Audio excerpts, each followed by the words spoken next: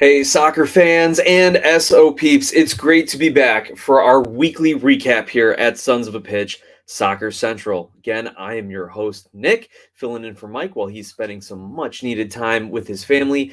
And tonight, we are going to be doing what we do best talking MLS, recapping all the scores and headlights from around the league, and making sure you are up to speed with what I am calling an upside down weekend in MLS. Was it week 18, 19, 20? I'm kind of lost with this congested schedule, but we're calling it week 19. We are going to be recapping all the action on this Monday, July 11th.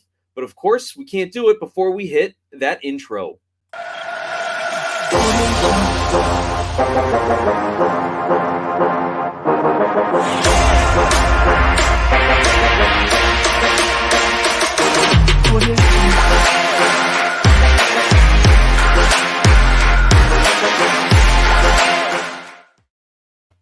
You guys ever have that intro music just kind of playing in the back of your head when you're doing chores around the house, when you're filling out spreadsheets at work? I do. It's catchy. Anyway, welcome back to another weekly recap of Sons of a Pitch Soccer Central, where we talk all things MLS, North American soccer, CONCACAF, Canada, US, Mexico, and you will throw in a little Caribbean every now and then as well. But right now we are focusing on MLS, and we already got a couple people in our live chat. Brother BKL Contreras, our very own sportertainment guy. What's up, fellas? And Dan Geringer, what's up, BKL? What's up, Dan? Great to have you guys jumping in with the chat. For tonight's episode, we're going to follow the usual format. We will round up around the league. Man, I think I'm coming a little too fast and furious right now. Let me take a step back. We are going to recap all the scores and headlines from around the league. And in the second half of the show, depending on my technical abilities, I'm going to try and bring in a friend of SOP, Konor McCabe from the Konor Knows Soccer channel on YouTube, and we're going to profile the Columbus Crew in this week's breakdown and team profile. So that being said, there is a lot to talk about, and we've got a new wise man jumping in the chat as well. So for those on the podcast side, make sure you come find us over on YouTube. That way you can join the live chats on Monday nights. You can get all the content. We'll be merging with another channel, the Wife, Children, House channel, and you will be getting Chicago Fire coverage. You'll also get your betting picks and predictions every week, as well as any of the live stream watch-alongs that we do. Everything gearing up towards World Cup this fall. And speaking of gearing up for the World Cup this fall, if you want to help the channel grow, help grow the conversation around the sport in this country, throw us a super chat on YouTube, send us a donation. I think we still have the Patreon account set up. Or if you'd like to discuss sponsorships, you can always email us at podcast@sonsofapitchsoccer.com. Anyway, let's get to the scores. And the weekend opened up on Friday, July 8th with a football score. Not a footy score, a football score here. We had Philly beating DC 7-0. Now, this isn't the Eagles and the Washington football team. This is the Union and DC United, and I can't believe that the Union were able to find 7 goals against DC United. Now, I know DC United, let's just say, is not having the best year, but I didn't think they would drop 7 goals, even being away in Philly. Now, Bedoya had a brace. Mikel Ura had a brace. And Julian Carranza with the hat trick. So 3 guys, 7 goals, Philly with the big win. And for you trivia nuts out there, this is tied for the biggest loss in MLS history. 7-0. That's right. I think there was maybe an 8-1 game in there somewhere, but 7-0 I think is even worse than getting blanked or than losing by 7, but getting 1. Anyway. The big news actually comes out of DC, and it's great that Philly found their offense. Don't get me wrong. I'm trying not to gloss over the Union here. But the big news recently out of DC is that Wayne Rooney is rumored to be back as their coach. Not coming back to play, but as the coach of DC. And Zachary Harden, thanks for jumping in the chat. He says, do you feel Rooney will actually come and manage DC United? I was skeptical about it at first. I thought it was maybe kind of a European rumor mill type of situation, especially with him on the outs at Derby County. But everything I've read said that there is an agreement in place. They just got to put pen to paper. And honestly, DC can't get much worse. Well, actually, they can, and it's called the Chicago Fire. But I like how a new Reisman says they had to get Rooney on the plane ASAP. He also says it is confirmed. So I think we're just waiting for that official signature on the line, and then we'll get the big announcement from the club. Now, the next game of the weekend, LAFC hosting the LA Galaxy. Similar to the Unions game, it did not disappoint from a goals scoring standpoint. The fireworks continued this weekend, especially along the West Coast. LAFC wins 3-2 in El Tráfico. And by the way, if you didn't know, it was MLS Rivalry Week, sponsored by Heineken. I'm not required to say that, but you're going to hear it all over the place, so might as well give them their props for that. Get you used to it. But rivalry week, and there was a lot of things that always go a little crazy with rivalry games, and we'll get into that. And that's why I said the MLS is upside down, right? Duke drops 7 on DC. LA gets the big win over rival Galaxy. And guys, it's LAFC season to lose. LAFC are in the driver's seat for Supporter Shield, for the Western Conference, for the entire league. They sign their big DPs. They keep getting wins. They're beating their rivals. And I get people whine about LA and LAFC getting all the coverage in this league, but man, after a game like last night, that's what they want. 5 goals. Cifuentes gets 2 headers for LAFC, and Arango gets on the board as well. Then Grancier and Raveloson score for the Galaxy to keep things interesting, but it was a good game. You had the stars coming out. Bale's in the stands. I didn't see where Chiellini was, if he had actually dressed for this game, if he was just kind of taking it all in with Bale. So if you guys know that, definitely mention it in the comment section here. But man, it was a game. Go find the highlights, because there are 5 highlight goals there for sure. And again, LAFC is in the driver's seat. It's them and everyone else right now. And the final game on Friday night, Vancouver hosts Minnesota United and loses to the Loons 3-1. Great come from behind victory for Minnesota, who are starting to find their groove a little bit. They've won their last 3 games and have scored 3 goals in each of those. Minnesota up to 6th place in the Western Conference. I think that they got that Adrian Heath contract extension settled. It really has kind of settled things down for the team. The players understand that they're going to be there. They know what the system is. They're not going to have to worry about being moved or transferred or a new coach coming in. They're just rolling. So good for Minnesota United. And here, totally forgot to throw up all the scores here, guys. Here we go. According to MLS.com, you can see the schedule recap here on the screen. The one goofy thing I got to tell you, though, is it looks like some of their games didn't load exactly the right way. So just take that with a grain of salt, right? Okay, so we're rolling into Saturday the 9th. And speaking of games that didn't load, the very first one, New York City FC defeats New England in New York 4-2.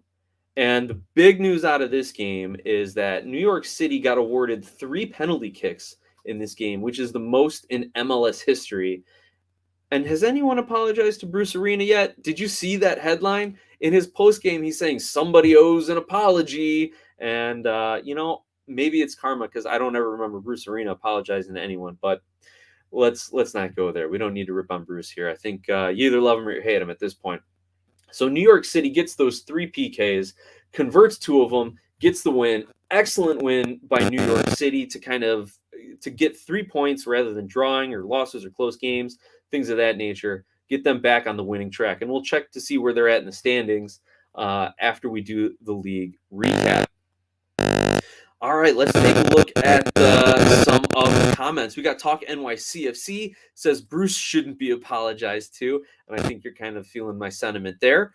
A new Wiseman said Chiellini was on the bench for that LAFC game, so good. He's starting to get fit a little bit for them, get into the lineup and kind of see things from the bench level in MLS. Connor Knows Soccer is in the chat, and he will be live with us in the second half of the show. So make sure you stick around, and we're going to talk about the Columbus Crew in the second half. Now, continuing down with rivalry matchups, the big one, Seattle hosting Portland. And this is part of the reason why I said MLS was upside down this week, because Portland goes into Lumen Field in Seattle and wins 3-0. And if our friend Rocky is out there talking to Woods, He called it. He said the Timbers play Seattle well. The Timbers are starting to get healthy, and don't be surprised when they upset Seattle at Seattle. And he was absolutely right. I mean, I never would have thought that. And in our picks and predictions, I said Seattle at home in a rivalry game, of course.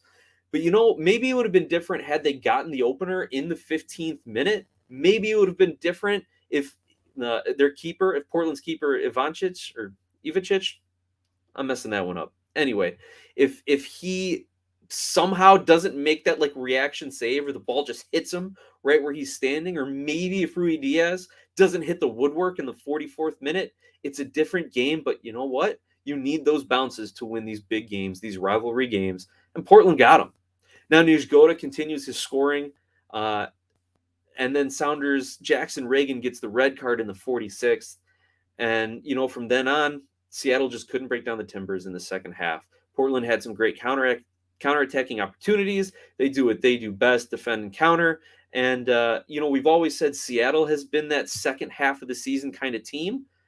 Maybe this year we got to say that about Portland. If they finally get their guys healthy, if Blanco starts getting back into form a little bit, and if Nijgoda keeps finding the back of the net, never know. You never know what could happen for Portland.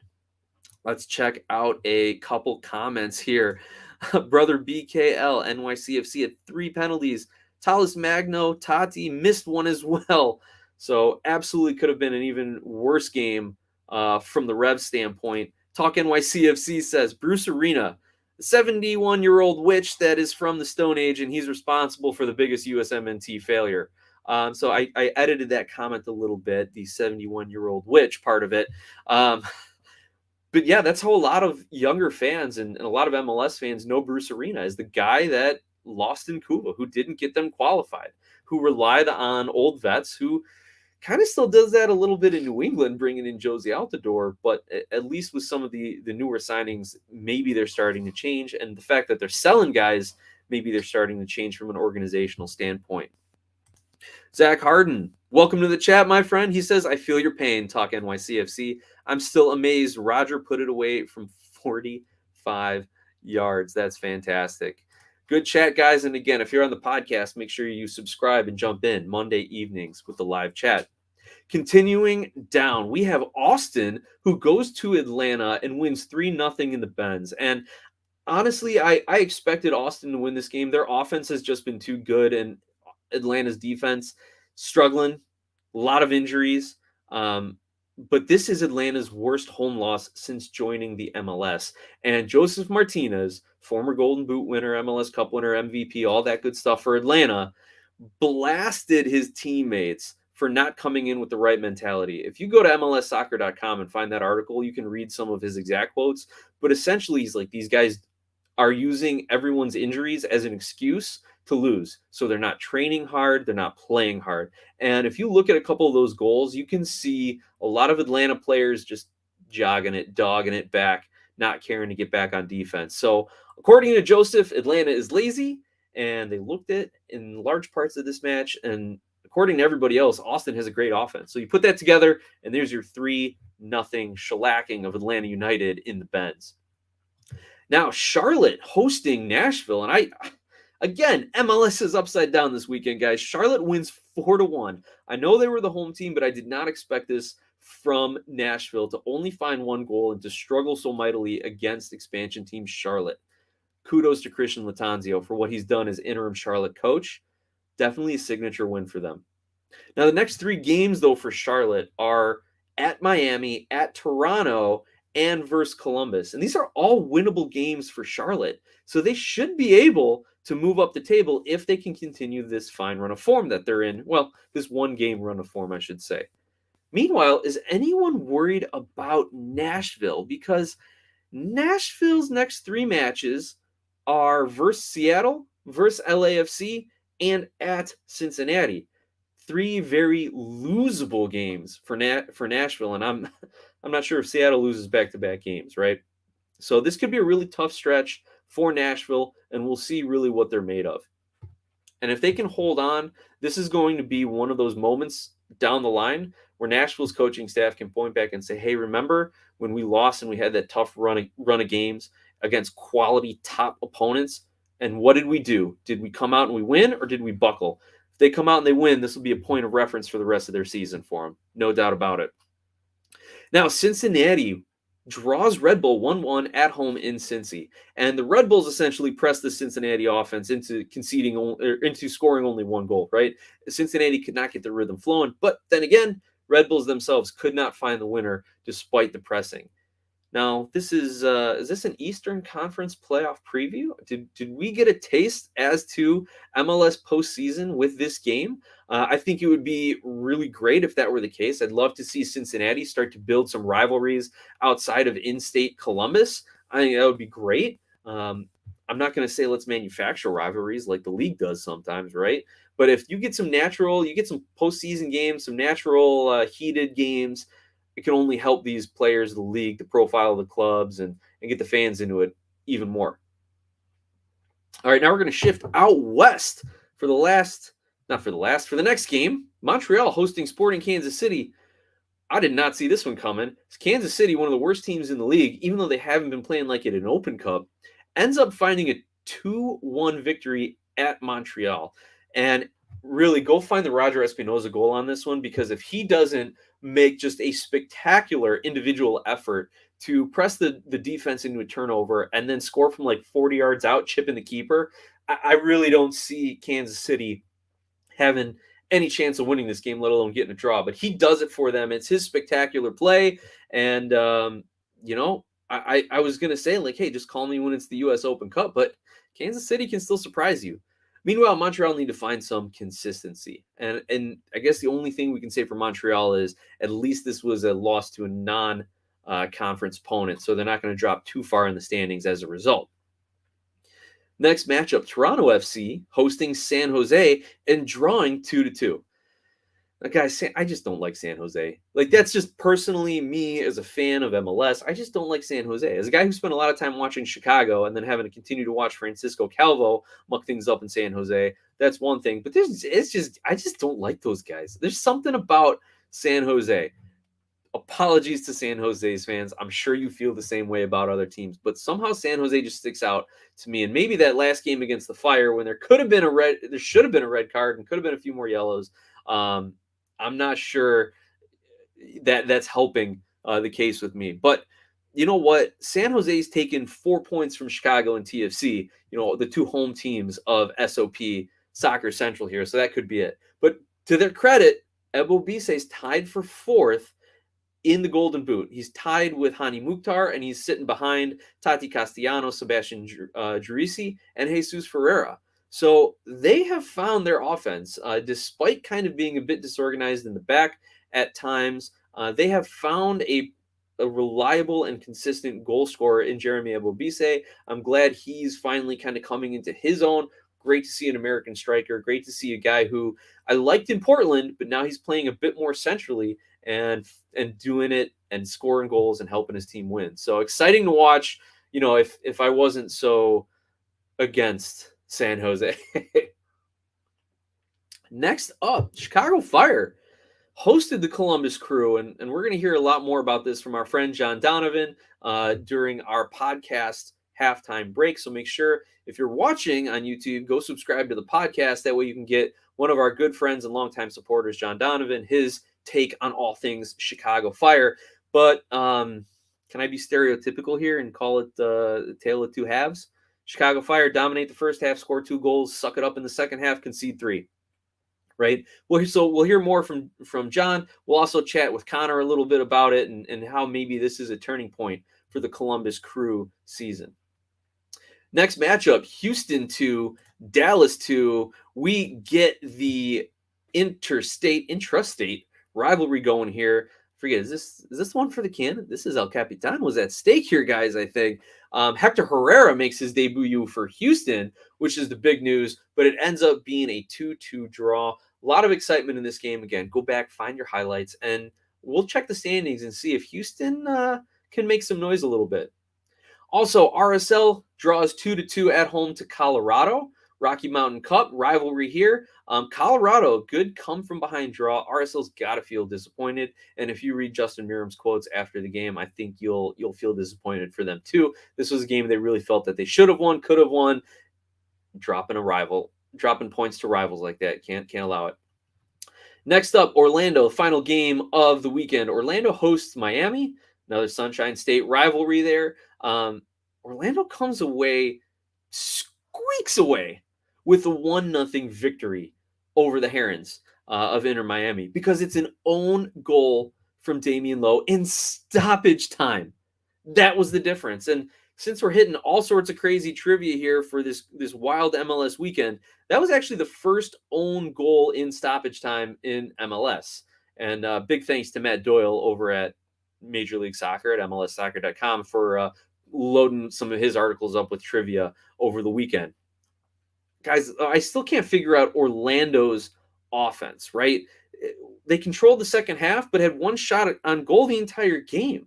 You know, this was a team that, again, they were running against the Fire, who played well, who Ersin Kara is getting on headers. He's getting in dangerous spaces. They seem to have gotten away from that or have been unable to create for him. I thought Pato would be a lot more dangerous throughout the course of this season. I thought he would be a lot more influential on some of these games, but I'm just wondering what's going on with Orlando's offense. They should be better than this, right? Some people are saying that Oscar Pareja might be on a hot seat. But you know what? Considering what they were before he got there, you're going to give the guy at least to the end of the season and a shot at the playoffs before you make any sort of rash decision like that.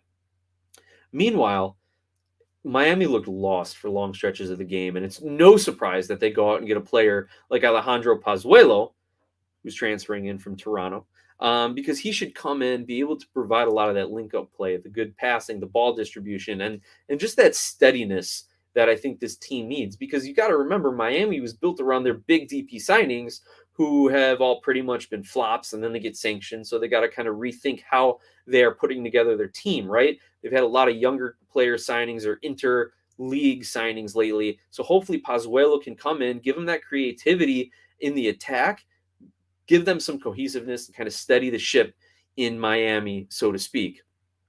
So let's take a quick look at some of the comments. Dan Geringer's got to run. He's got to get the dog out. Had a long day at work. Dan, do you ever work short days? Doesn't seem like it. But I'm glad you got to jump in and join us for a little bit. Zach Harden says, SKC's 2 new signings are stuck in immigration paperwork. The bureaucracy even gets to the MLS.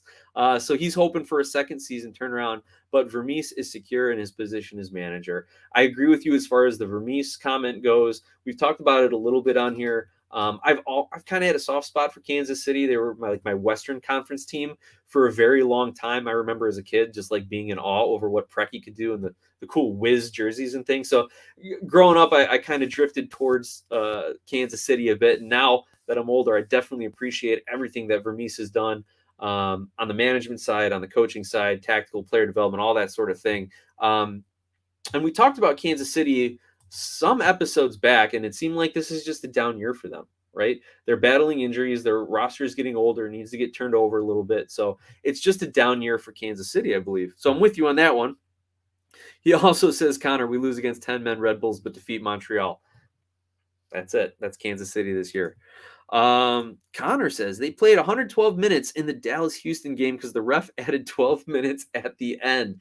That might be the most stoppage time I've seen. I'm assuming that has to do with a hydration break being in there. I didn't get a chance to watch that game, but 12 minutes of stoppage time. I mean, unless we're talking about EPL goalie time wasting, it's got to be hydration break. Cheers.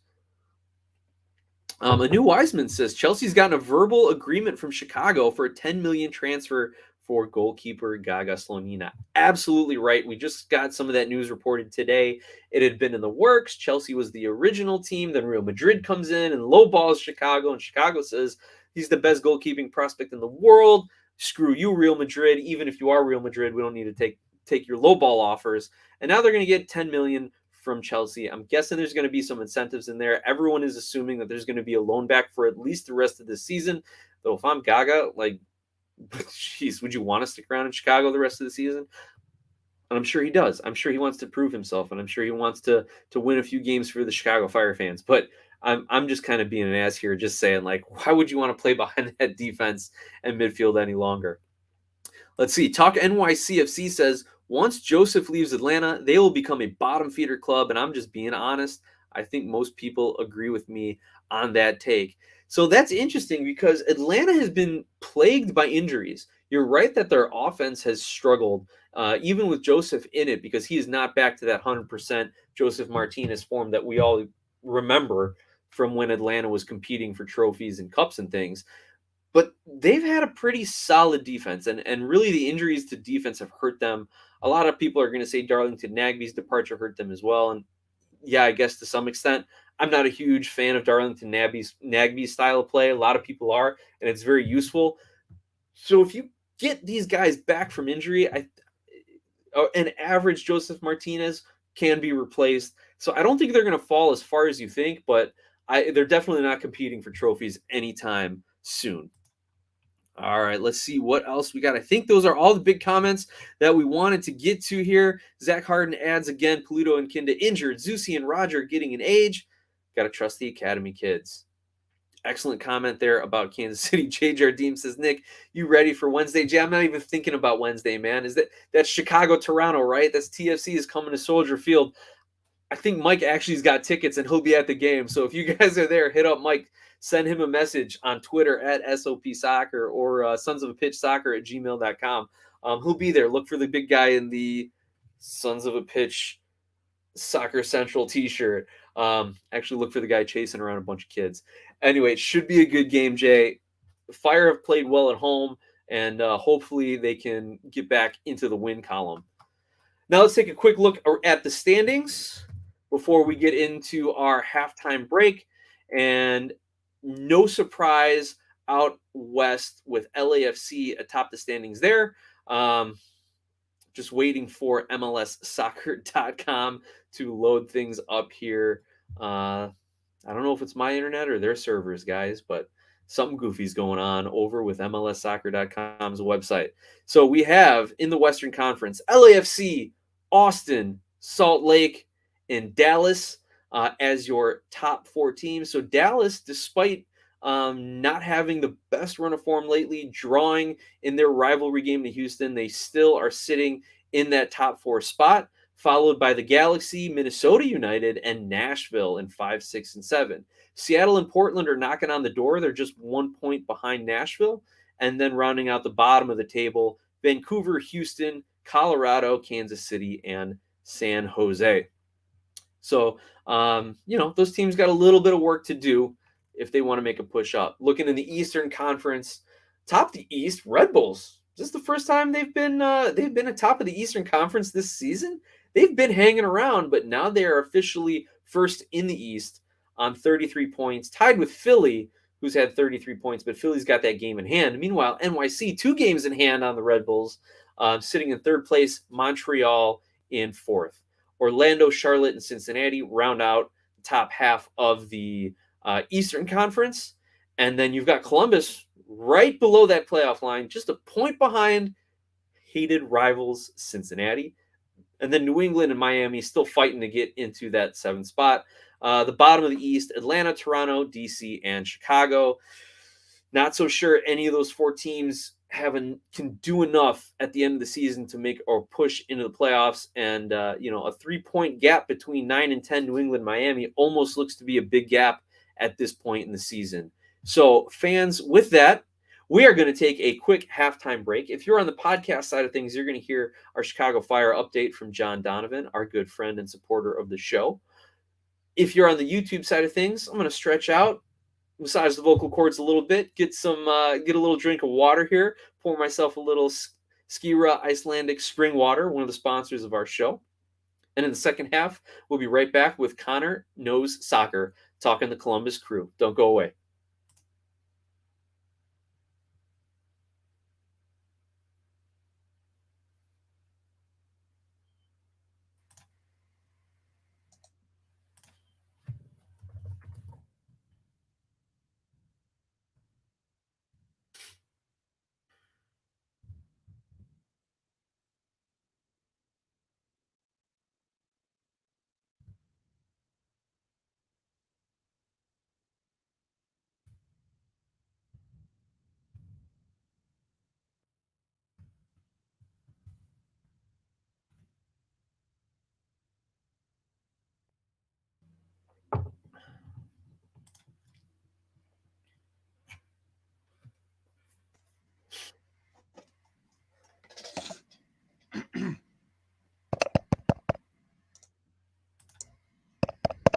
Test.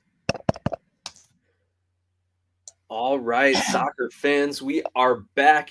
First of all, thank you to John Donovan, our Chicago Fire fan and longtime friend and supporter of Sons of a Pitch, for his recap and discussion on all things Fire. Now we are in the second half of our show, and we are happy to welcome Konor McCabe to the show to do our team profile here with us. He is, I'll call him a Columbus Crew super fan, diehard. He's got his own YouTube channel out there, streaming games, making comments, active on Twitter. Konor, how are you, my friend? Great to have you on the show. Going on, Nick. Thank you for having me on. What's going on, everyone? Hope everything is going well. Go ahead. I was gonna say, Konor, let's just dive right in here, man. Like, there's a lot to talk about with this Columbus Crew team. Right now, they're 8th in the East, 6 wins, 7 draws, 5 losses, 23 goals for, 20 goals against, but they're playing pretty well. Last 5 games, 2 wins and 3 draws. So give me your take and your reaction on the season so far, and what's Cucho Hernandez going to do for him? That's been the biggest news.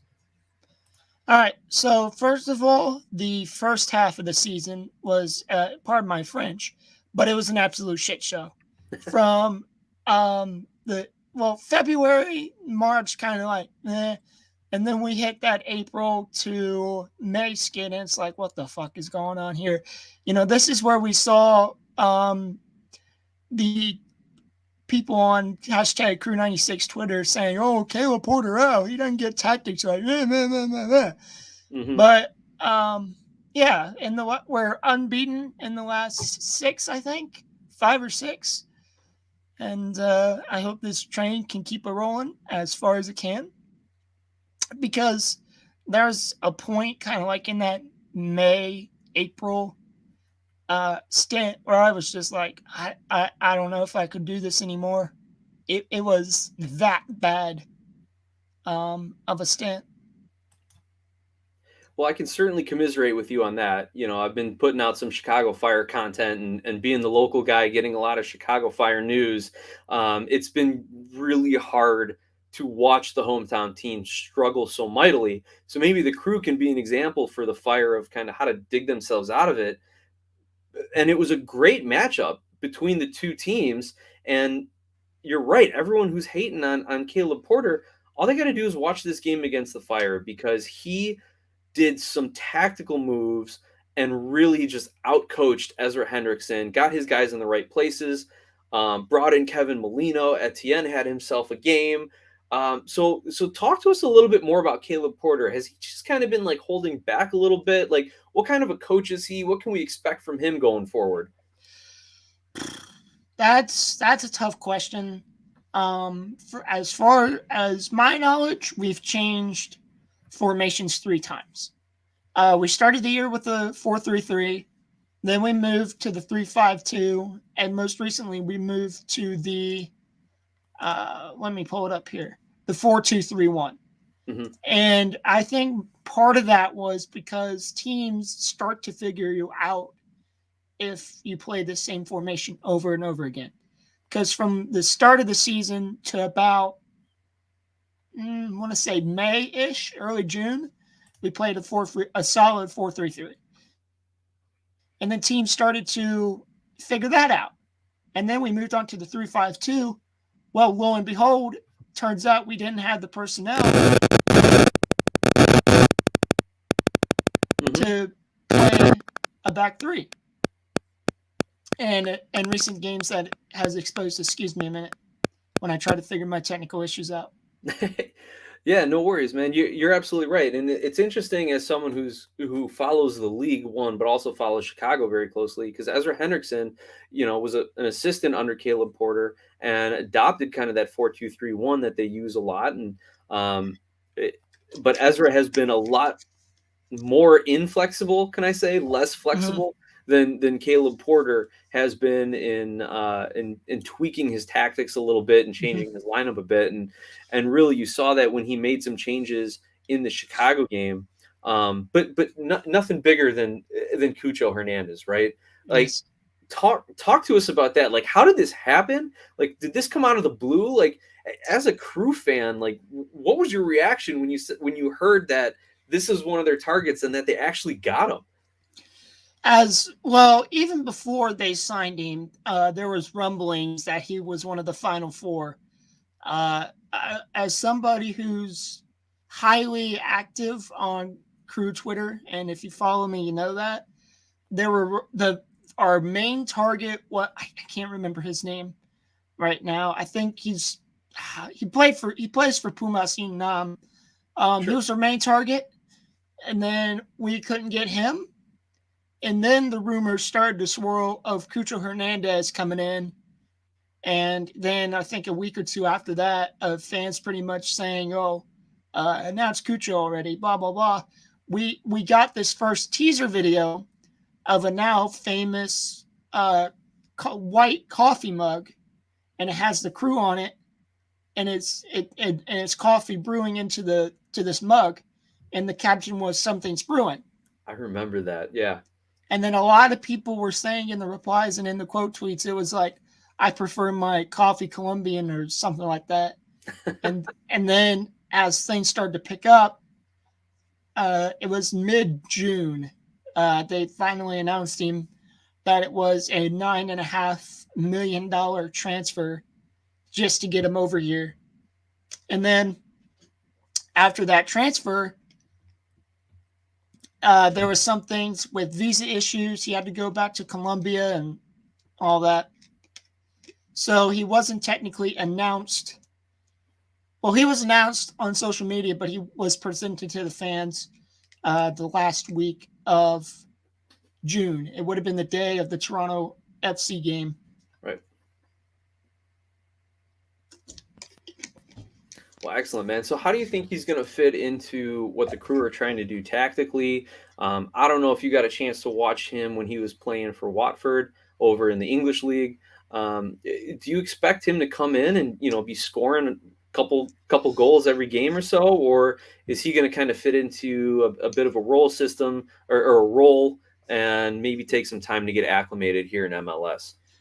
Well, right now they're going to bring him in as second half subs, as super subs, as we saw Saturday night. But I think once he gets his feet under him and once he kind of learns how the MLS game is played, as opposed to Spain or to, England. Right. Once he adapts to that, then look out. Look out. Because that dangerous, that combination between Zarayan and Cucho Hernandez is going to be hard to stop.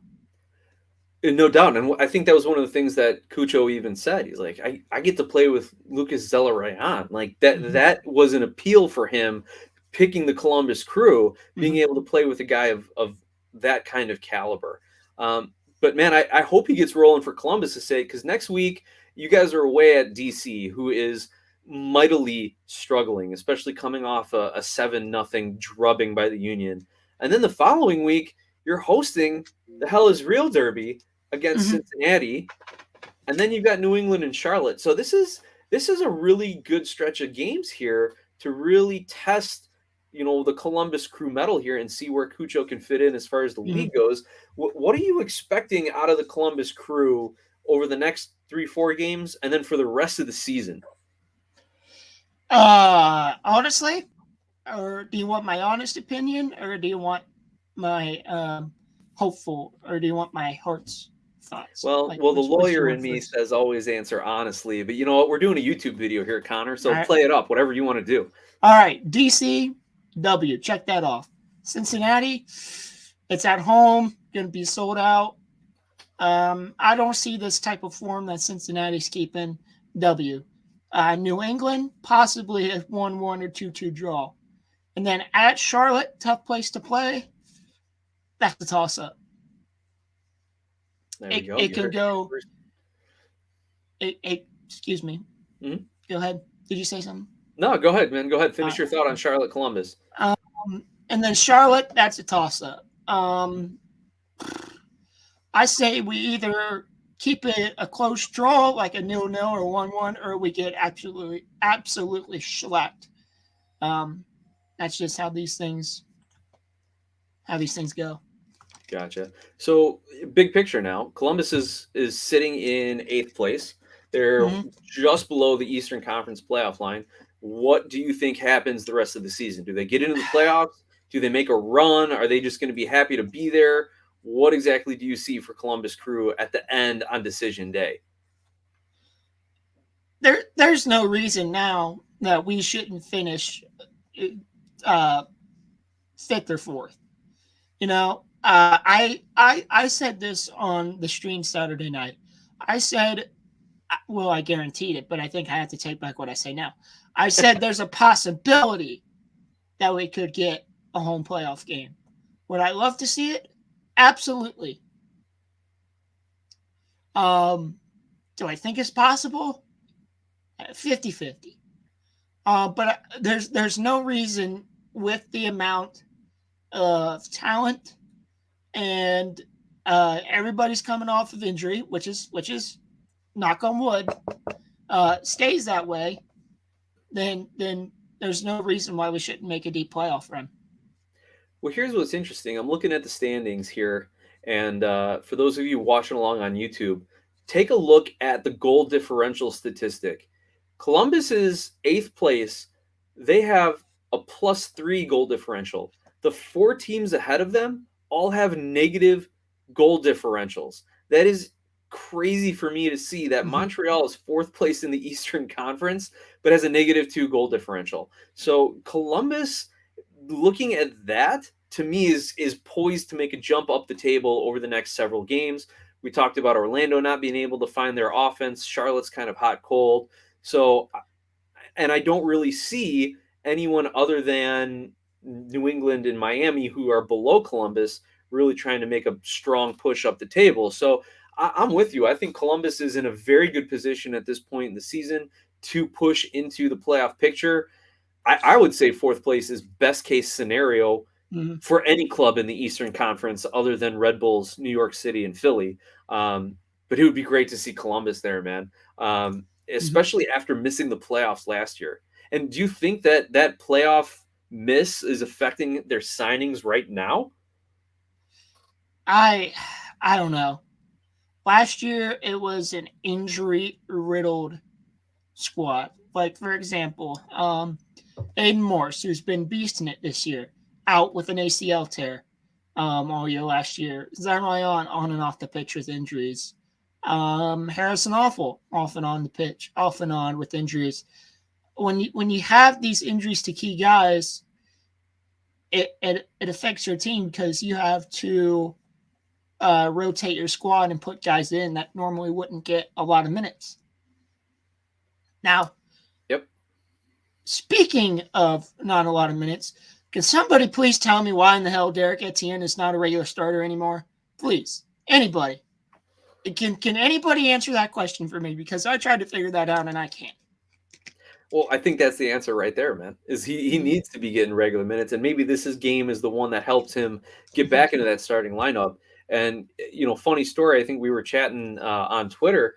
I remember when he got released from Red Bulls, I was taking flack on the podcast by people who are like, Etienne's a bust. He'll go to USL and maybe get on a team in USL, this and that. I'm like, no, this dude is a solid MLS player. He's got the experience. He came up in a good system. Someone's going to scoop him up. And within 24 hours of him being released by the Red Bulls, the Crew grabbed him, and I don't think they regret it one bit. He's been one of my favorite players to watch for the Crew, as well as Pedro Santos. And I want to ask you, just final thoughts on some of the players before we get a little bit more info about you. What's going on with Pedro Santos' position? Like, is he playing wing back, and how long do you expect to see that? Originally, he started to play left back at the beginning of the season. And then with all these different formation changes, he's been playing left wing back or left back, or I don't know. The thing that I would like to see is he's versatile, and he can get up the pitch and create havoc. And not only can he do that on the offensive side, he can cause problems on the defensive side. I've seen several times this year where he has saved our asses on the defensive side. But and even if it's just somehow getting there at the last minute to clear a ball or something, I'm going to get a lot of slack for this, but I think he's the best left wing back in the league. Y'all can come after me if you want, but I'm just saying that's my opinion. And you know, my encyclopedic knowledge of left wing backs in MLS is lacking a little bit. So I'm going to take what you say at your face value and think about that for a little bit more. We do have a few comments here. And first of all, Red Bull Insider says, a couple minutes ago, Red Bull's confirmed signing Steven Serwanda and have loaned him and loaned out Juan Castillo. So there's some news coming out from the Red Bull side of things. Talk NYCFC say Crew wins that game 5-0. I think he's talking about the DC game. That would be fantastic. And Etienne, I'm getting word from some of our other people that he never played for the Red Bulls at all. Never saw him on the pitch. I bet they're regretting that at this very moment. Yeah. But, if he didn't fit what the Red Bulls were trying to do, I get it. But, hey, it's all to the Crew's benefit, man, and a great, great managerial move by them. So, Connor, I want to thank you for all the Columbus Crew talk and knowledge. Tell us, let's just talk a little bit, though, about you, man. Like, how did you get into MLS? How did you get into soccer? And then after that, let us know the best place that we can find you and keep up to date with all your content. Well, believe it or not, I started watching soccer during the MLS is Back tournament. And then I didn't really watch much of the MLS regular season. But how I got started was watching the English Premier League. That's how I got started. And if I could give a word of advice to anybody who's getting into soccer, don't do what I did and start off with European sides, because with a bunch of different clubs in Europe and all these different leagues, it's hard to find the team to stick with. But like for me, if you have a local MLS club or in your city or close to your city, follow them and stick with them, and then branch out to these European leagues. What else was it? Yeah. I didn't really start following the Crew, like following until last year. Last year was my first full season. And yes, exactly. RBI. Yes. So we got a question from a new Wiseman, Connor. Who's your EPL club then? Well, and did they just get relegated then? No. I want to say, well, I picked Arsenal because I opened the peripheral book of the Premier League and I looked at the letter A and it said, Arsenal. Boom. There we go. Not bad. But if you want an actual team that I try to watch week in, week out, it's got to be Barca for sure. I got a bunch of jerseys hanging up right in front of me. So, got to be Barca for sure. Beautiful. Great, Connor. And where can everyone find your YouTube channel, and where are you at on Twitter? You can find me on YouTube at Konor Knows Soccer. It's pulled up right here on the screen. I watch every Columbus Crew game that I can, unless something dramatic happens. From what I've been hearing, I'm known for my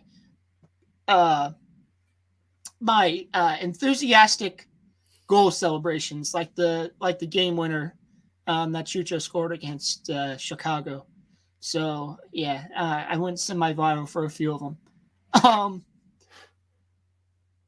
And then I have 2 Twitter accounts that you can follow me on. First, you can follow me on my personal, which is at Konor McCabe. And then I have a specific soccer account, which is called Konor Knows Soccer, and you can find me on there at Konor Knows Footy. That is my soccer account, my personal account. It's just like whatever. Awesome. Well, Konor, I appreciate it, man. Thank you for all the insight on the crew. Great to hear how you got into the sport and following it along yourself. Dude, MLS is back was a great way to start because it was a wild tournament coming back after the pandemic. And yeah, a great place for you to start, great place to get into Major League Soccer here. Any final thoughts? What was I gonna say? Oh, nah, I lost it. Never mind. So a few final thoughts. I think we got something special here in the Columbus area, which is kind of sad that I'm going to be leaving them next summer. I'll be moving down south to the Carolinas, but Columbus is always at my heart, man. My first thought is, whoever I end up with, I hope they learn to love the crew as well, because I don't know. It's just like they're my first love. You know? I've said the same thing to my wife. I'm like, honey, you're my true love, but soccer was my first love. Yeah.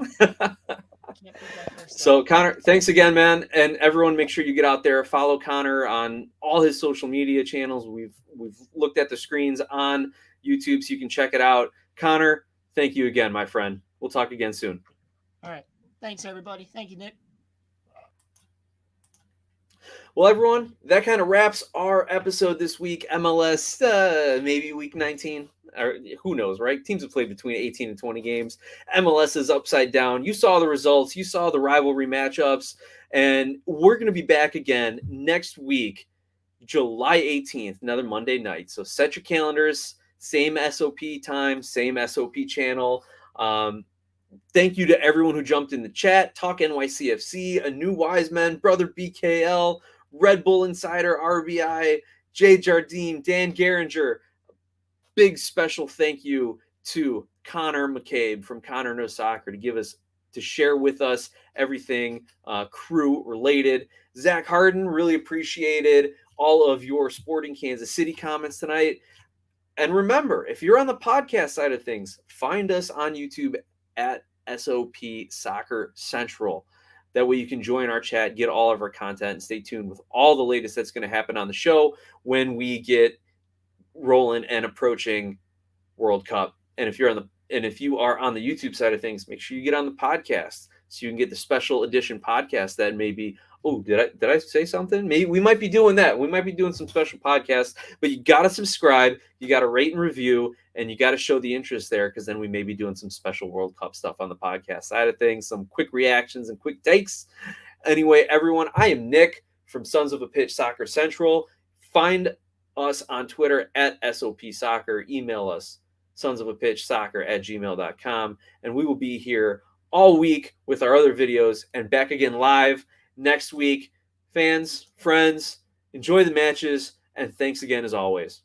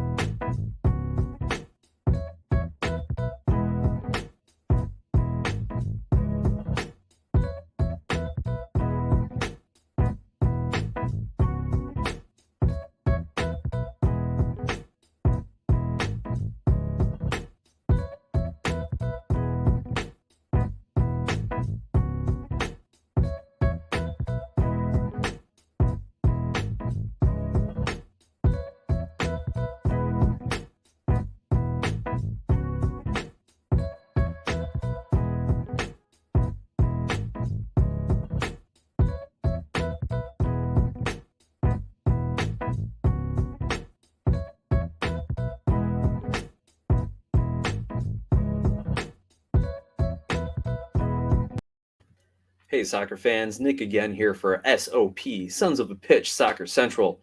I teased it the last couple of episodes, doing a post credits reveal kind of thing for you here. Wanted to share with you some old soccer memorabilia that I had dug up as I was kind of cleaning things out of our crawl space here. This is Major League Soccer. Impossible is nothing. This poster, and I'm sorry, my green screen is kind of get into some of it. This poster, an Adidas advertisement when they put out their new shoes, contains some of just the best players to come through, as well as just some other big names. You've got Josie from the Red Bulls. You got Moe Dude TFC, Parkhurst with the Revs. We come across the question with Chivas, as well as David Beckham on the Galaxy. And let me see here. Maybe I can switch up my green screen a little bit. Maybe it looks like they're hanging out here with me in the chat. Nope.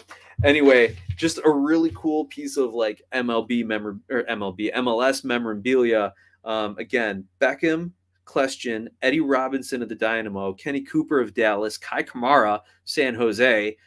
This poster came out in 2008, and Kai Kamara is still playing. Pablo Mastroeni for the Rapids, Nathan Sturgis for RSL, Michael Harrington of the Kansas City Wizards, Danny O'Rourke of the Crew, Chad Barrett for Chicago, Michael Parkhurst, New England, Luciano Emilio of DC, Moe Du of TFC, and Josie Altidore of RBNY. So just wanted to share with you that old piece of memorabilia and our post-credit scene here. Might turn these into some YouTube shorts.